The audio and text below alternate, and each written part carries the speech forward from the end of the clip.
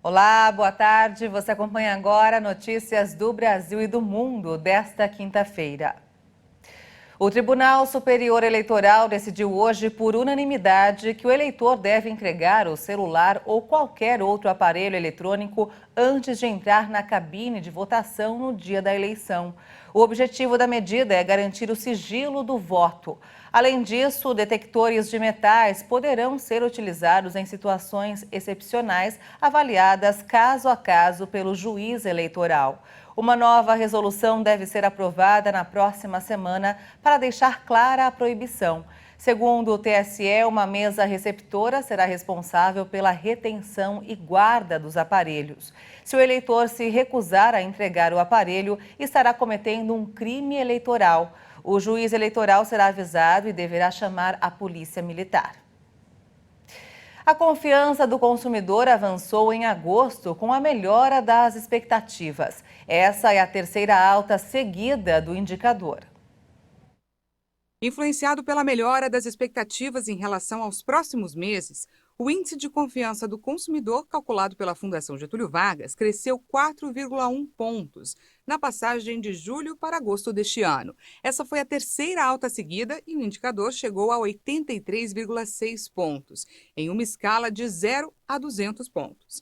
Em julho, a alta havia sido de meio ponto percentual para 79,5 pontos. Segundo a Fundação Getúlio Vargas, a alta foi puxada pela melhor percepção dos consumidores em relação ao futuro. O índice de expectativas avançou 6 pontos e atingiu 92,6. Em relação às avaliações sobre o momento, o indicador que mede a satisfação dos consumidores sobre a situação econômica aumentou para 79,8 pontos, o melhor resultado desde março de 2020.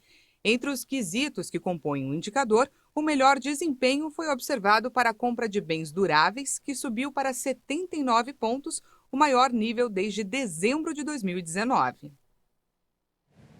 A Caixa Econômica Federal informou hoje que os trabalhadores podem consultar e solicitar o saque de valores relativos ao PIS/PASEP por meio do aplicativo do FGTS. De acordo com a instituição, 24 bilhões e 600 milhões de reais em cotas do PIS estão disponíveis e 10 milhões e 600 mil pessoas têm valores a receber. Tem direito aos recursos quem trabalhou com carteira assinada na iniciativa privada ou como servidor público entre 1971 e 1988.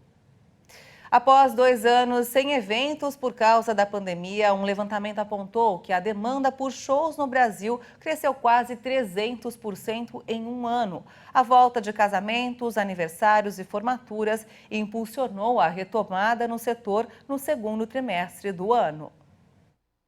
Depois de sofrer os efeitos da pandemia, o mercado de eventos registrou uma alta de 179% na procura por profissionais que atuam na área entre abril e junho deste ano, em comparação com o mesmo período do ano passado.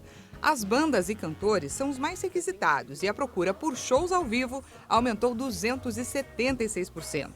Os números fazem parte de um levantamento da plataforma de contratação de serviços Get Ninjas.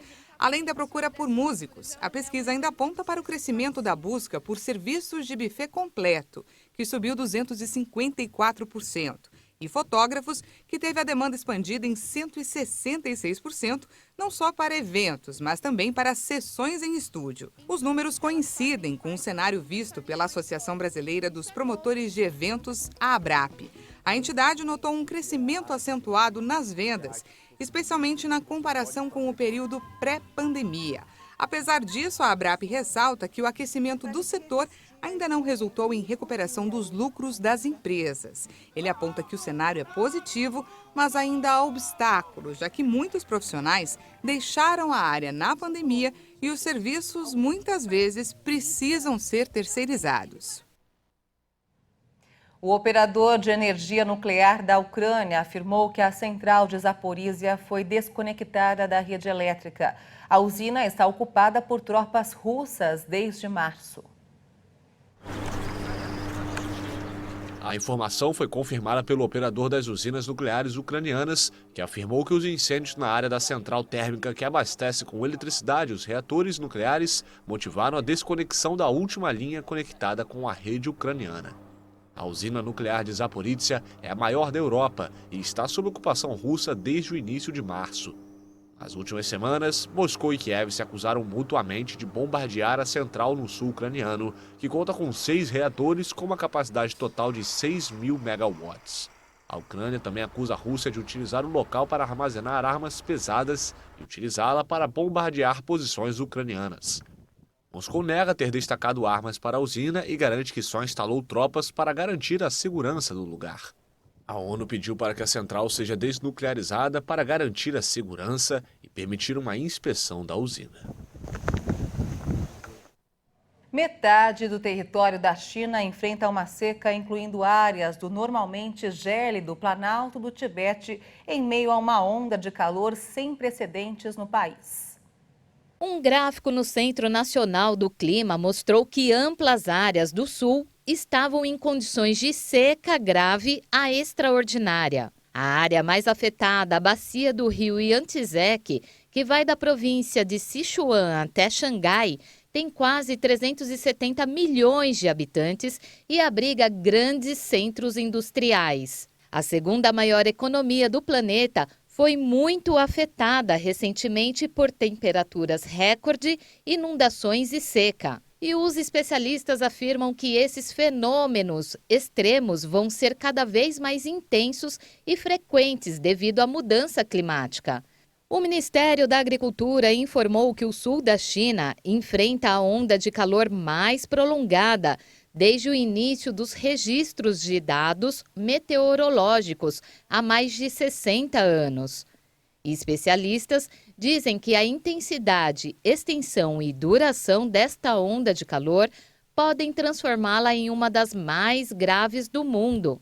As autoridades afirmam que a seca representa uma grave ameaça para a colheita de outono. A China produz mais de 95% do arroz, trigo e milho que consome. Mas uma queda na colheita pode levar o país a recorrer às importações e aumentar a pressão em um mercado global já tenso pela guerra na Ucrânia. E olha só, abrigos de cães no Chipre estão sobrecarregados. Voluntários indicam que a causa da crise é o abandono de animais adotados durante a pandemia de Covid-19 e dificuldades impostas pelo Brexit. Como em outros países, passear com os animais foi uma das poucas atividades externas autorizadas para os cidadãos durante a pandemia. Mas, com a flexibilização das restrições, o abandono de pets se tornou mais comum. Além da situação econômica, os voluntários explicam uma causa que parece distante para o problema da superpopulação, a saída do Reino Unido da União Europeia. O país é um dos principais destinos de cães abandonados no Chipre e a procura de cães para adoção despencou. Com o Brexit, a parte burocrática da adoção ficou ainda mais complicada. A isso se somam outros problemas, como a falta de higienização dos cachorrinhos pelos tutores e as dificuldades em encontrar residências que permitam animais de estimação.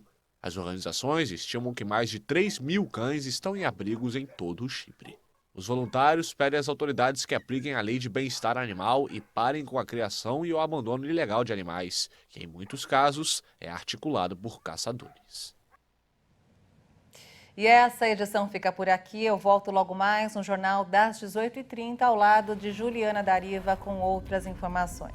Obrigada pela sua companhia e até lá. Tchau.